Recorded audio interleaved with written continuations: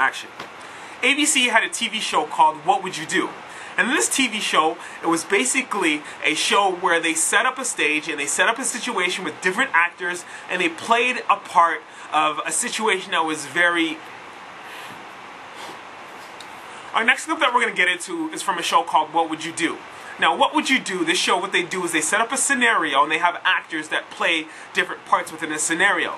And what they do is they set that up in real life situations just to see what random people who walk by, how they will respond to it. This one has to do really well with our hot topic on racism, so I want you to watch this clip and we're going to discuss about it. Be right back. My name is John Quinones and I'm with ABC News. What did you think of what you heard here? I didn't hear anything racist. He told her he wouldn't serve her. Well, he can say he wouldn't serve you if you come in here barefooted without a shirt on. But she wasn't barefoot or without a shirt on. Well, she wasn't dressed right. What do you mean? If I was running a place, I'd do the same thing. You wouldn't let Muslims shop at your store? I sure wouldn't. We never expected customers to be so candid. How do I know you don't have a bomb in there? Watch what happens this time when, once again, our Muslim woman is denied service. This is not right.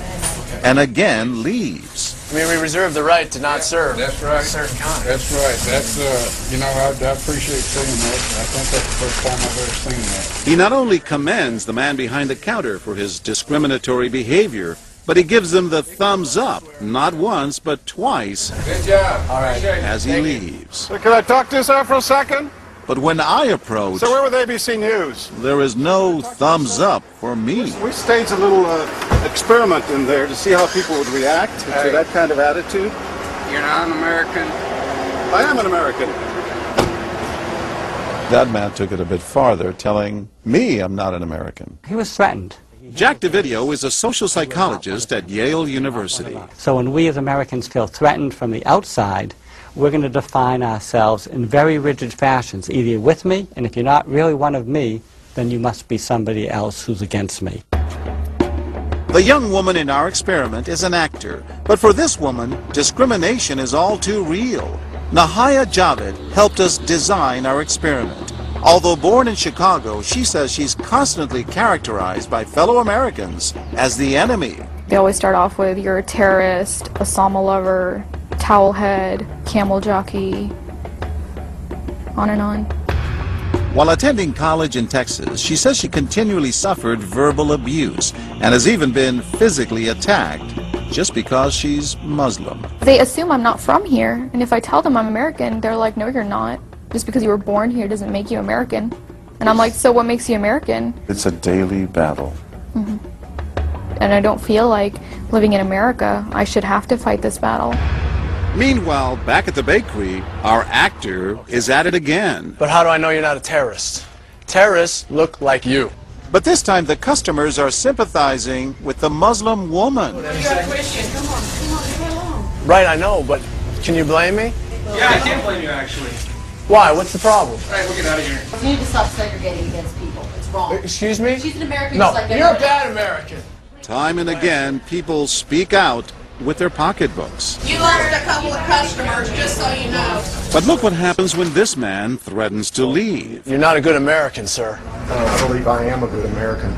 My son just came back from serving in the Army for over a year in Iraq, and that has nothing to do with her rights. I understand. Thank you, sir. And I hear what you're saying. But I can't believe you would be so discriminatory.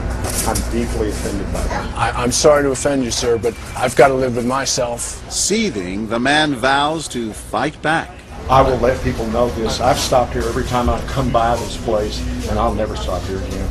Why did folks get so upset? They saw an injustice. It's justice that binds us together. It's justice that makes us a society. Any threat to that kind of sense of justice and fairness undermines the entire system. You're really not conservative because of what she's wearing? No, I'm not. Perhaps that's why more customers are outraged by our actor's hateful behavior than approve of it. You're not dressed like an American. I don't know But what no you have. one is more persistent than these two young women who can't believe what they're hearing. Take your jihad, take it back out to the parking lot. Excuse me? I mean, I got to protect my customers, okay? You're really offensive and disgusting. Well, I'm sorry. I'm just trying to protect you here because You're don't know what's sick. going on. Like that doesn't mean anything. This is a How do you know? culture.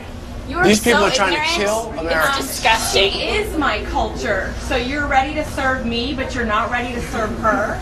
You're obviously dressed like an American. Big deal. She's Muslim. And unlike the others, they don't just leave in anger. They stand their ground. So you're going to regulate what people wear? Yes, because I believe Are you the the degree manager? of... No, I'm not the manager. Can I speak to your manager? I'm John Quinones with ABC News. It's only when we catch up with our heroines that they finally let their guards down. I'm with my friend who's, Muslim, and that's, I've just seen how people treat them differently, and it really hurts me. I'm John Quinones. And remember this man whose son served in Iraq? He's also moved to tears. Every person deserves to be treated with respect and dignity, No matter how in they're every dressed. situation, no matter how they're dressed. At the end of the day, 13 people stood up for the Muslim woman, while 6 sided with the clerk. But the majority of the bystanders, 22, did or said absolutely nothing. That's what's most frightening to Muslims like Nahaya, who was watching our experiment. In fact, so frightening that they often avoid going out by themselves. It's really sad because I'm old enough to be able to do things by myself. I shouldn't need a chaperone all the time. But that one time that I'm alone and something bad might happen, I'd rather be safe than sorry. Hi, I'm Nahaya. It's no wonder this young woman was so moved by the people who came forward to protect a stranger who just happens to be Muslim. Thank you so much for what you did, and I wish more people would do these type of things. And I do too. it would make my life a lot easier. I'll go with you. Alright, so my question for you is, what would you do? What would you do in a situation like that? My other question is, have you ever been in a situation where you had to stick up for somebody? And the other question is, do you know of any East Asians or any Muslims who face discrimination or racism just because of the way they look? We'll be back in about 7 minutes.